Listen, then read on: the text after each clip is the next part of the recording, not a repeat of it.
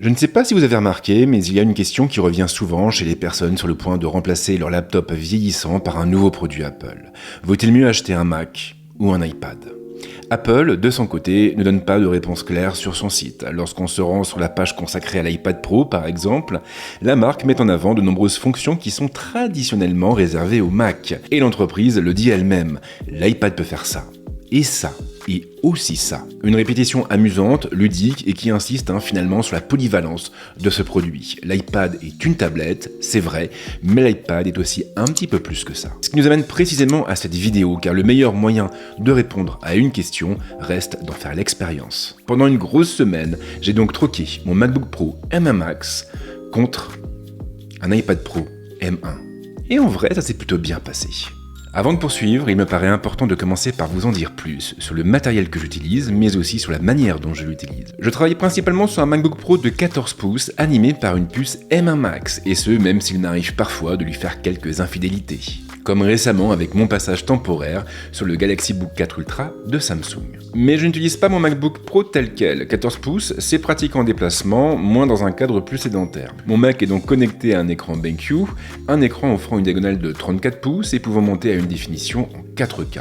Une configuration très solide et qui répond finalement à tous mes besoins. Des besoins qui sont assez variés. Il y a de la bureautique, naturellement. Je rédige une bonne partie de mes scripts sur mon Mac, mais il me sert aussi à gérer ma comptabilité personnelle et celle de mon entreprise. Ici, j'utilise principalement Pages, Numbers et Notion. Côté multimédia, je m'en tiens finalement à un usage, la musique. Elle m'aide à me canaliser et elle permet de me concentrer sur mon travail. Et puis bien sûr, il y a toutes les activités en lien avec la création, comme la gestion de ma bibliothèque de photos, l'élaboration de mes miniatures ou encore le montage de mes vidéos. Et disons-le clairement, mais c'est vraiment le montage qui occupe le plus clair de mon temps. Je passe en moyenne entre 5 et 6 heures devant Final Cut Pro. Mais en tout cas, ce qui est sûr, c'est que j'ai pas mal de besoins différents, ce qui est représenté finalement un certain challenge pour l'iPad.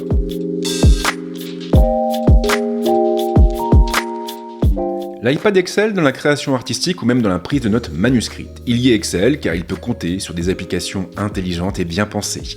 Des applications comme Procreate ou encore GoodNote. Il ne démérite pas non plus sur la bureautique.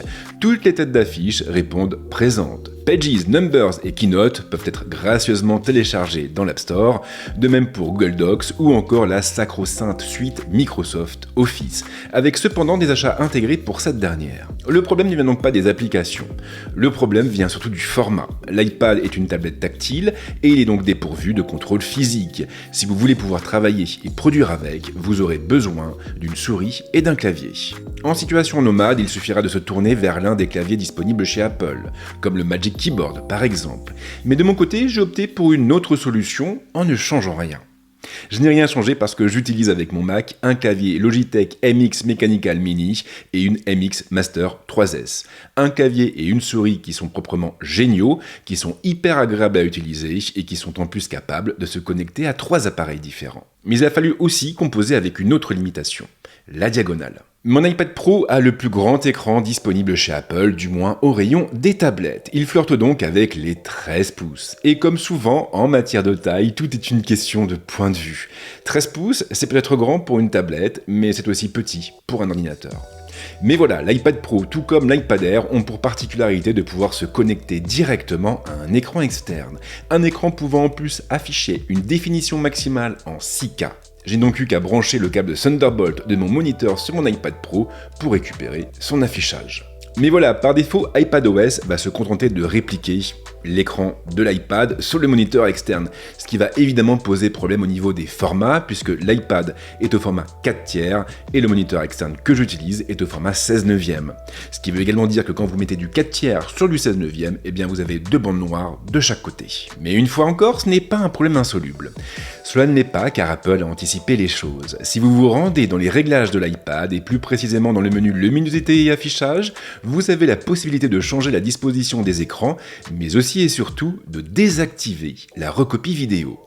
Les 2 écrans peuvent alors être gérés individuellement l'un de l'autre et accessoirement vous pouvez afficher de la 4K en 16/9 sans le moindre problème. Ce qui nous amène à un autre point primordial, la gestion des fenêtres. Par défaut, l'iPad affiche les applications lancées en plein écran. Toutefois, depuis quelques années, iPadOS intègre un mode pensé pour un usage plus poussé, Stage Manager. Une fois activé, il va vous permettre d'afficher plusieurs fenêtres dans un même espace, exactement à la manière d'un Mac. C'est bluffant et encore plus lorsqu'on l'active à la fois sur le moniteur externe et sur l'iPad. Avec cette configuration, vous avez effectivement la possibilité de passer facilement des fenêtres d'un écran à l'autre. Et vraiment, ça change tout. Encore plus lorsqu'on prend soin d'afficher le dock en permanence et de masquer les applications récentes.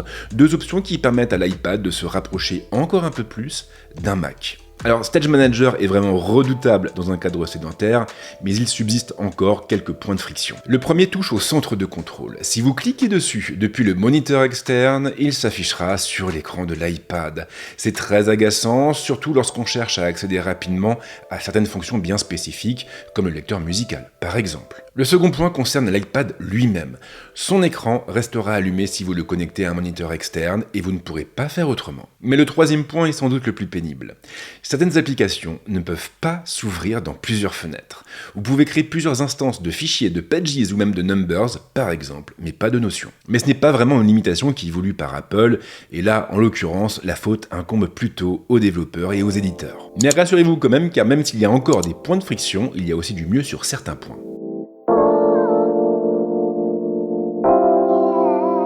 Et pour en parler, il faut changer de sujet et s'arrêter sur le multimédia. Je l'ai dit au début de la vidéo, mais je consomme peu de contenu sur mon Mac.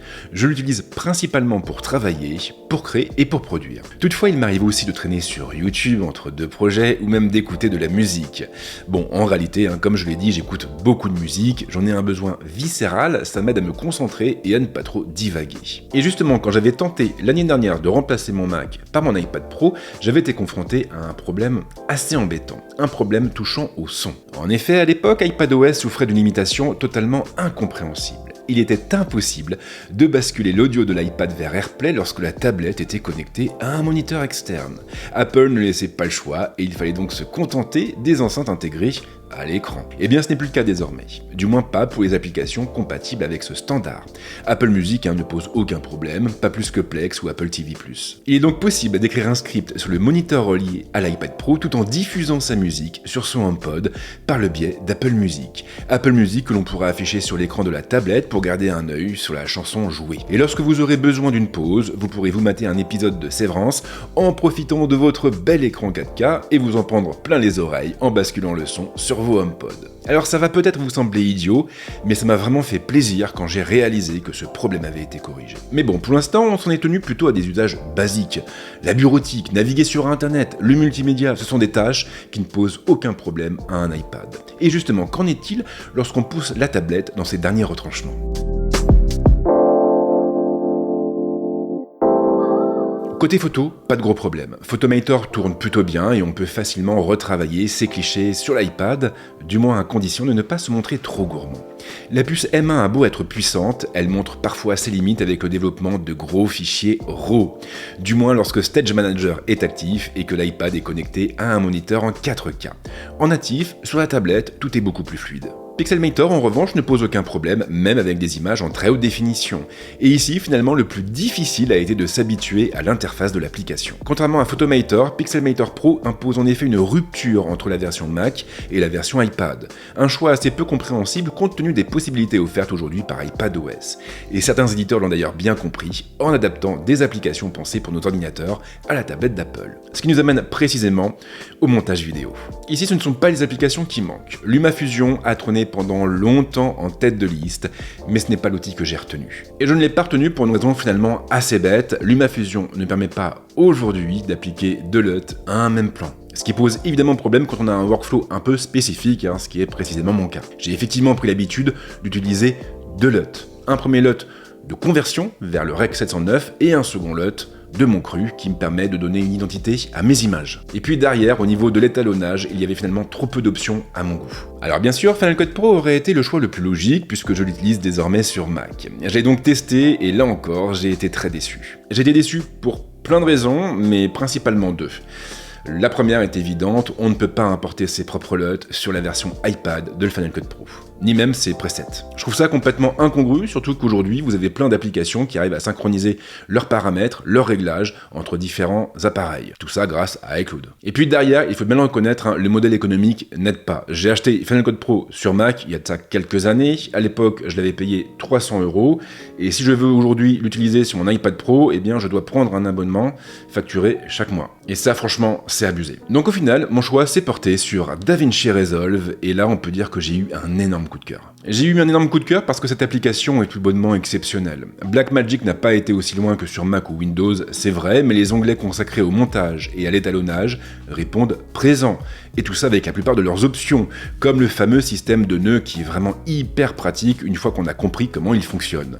Et en prime, on peut même importer ses propres LUT. Des LUT qui viendront s'ajouter à la bibliothèque intégrée à l'application. Car en effet, dans l'application, vous trouvez une bibliothèque composée de plusieurs dizaines de LUT de conversion. Des LUT qui prennent en charge la plupart des caméras du marché. Alors franchement, je m'attendais pas à trouver une application aussi complète sur iPad, et finalement ça montre bien tout le potentiel de la tablette lorsqu'on la prend un minimum au sérieux. Et en prime, j'ai eu une très bonne surprise. J'ai en effet pu connecter mon Samsung T5 sur mon écran et le récupérer ensuite dans Fichier, ce qui m'a permis du même coup de monter toutes mes vidéos directement à partir du SSD, ce qui était plutôt une bonne chose parce que je n'ai que 128 Go de stockage sur mon iPad Pro. Et il faut le reconnaître, mais quand on fait du montage vidéo, 128 Go, c'est vraiment pas énorme.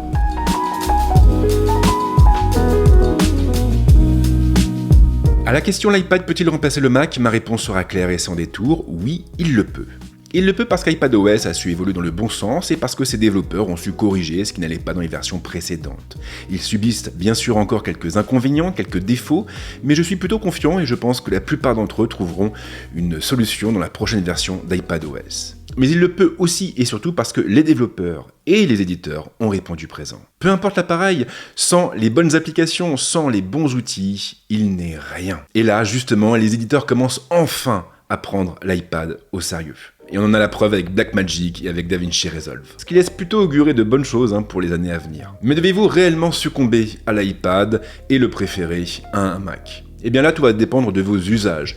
Si vous n'avez que faire d'une tablette, si vous ne comptez pas dessiner, prendre des notes manuscrites, alors non, vous n'avez pas besoin d'un iPad et un MacBook Air, par exemple, sera largement suffisant. Par contre, si vous cherchez un appareil flexible, polyvalent, capable de remplir plusieurs rôles, alors oui, l'iPad peut être une très bonne alternative. Surtout l'iPad Air, surtout l'iPad Pro. Mais ne vous précipitez pas trop, inutile de passer commande maintenant, Apple devrait présenter de nouveaux modèles début mai. Mais si vous avez déjà franchi le pas, alors je serais très curieux de lire vos retours. Et comme d'habitude, si vous voulez me soutenir, c'est pas compliqué, on lâche un petit like, un petit partage, un petit commentaire, on s'abonne à la chaîne, mais si on le fait, on pense à activer la petite cloche. Et en ce qui me concerne, comme à l'accoutumée, je vous souhaite de passer une très bonne semaine, ou un très bon week-end, si au moment où vous verrez cette vidéo, et on se retrouve très vite avec d'autres contenus, ici, mais également ailleurs. Ciao.